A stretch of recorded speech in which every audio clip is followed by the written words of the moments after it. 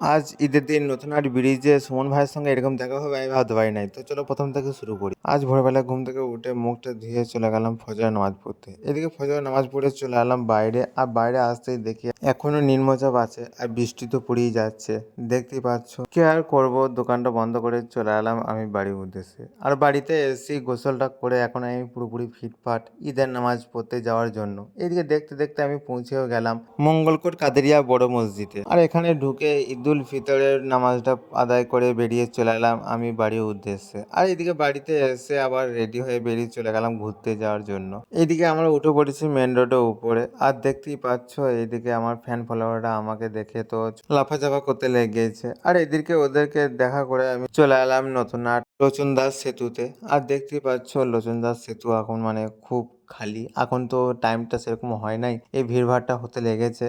আর আমি এদিকে ওদিকে ঘোরাঘুরি করতে করতে হঠাৎ দেখা হয়ে গেল সেই বান্ধবী ফেমাস আমাদের সেই সুমনদা। আর সুমনদার সঙ্গে কিছু কথা বললাম আমি, আর তোমরা চিনো আশা করি এই সুমনদাকে।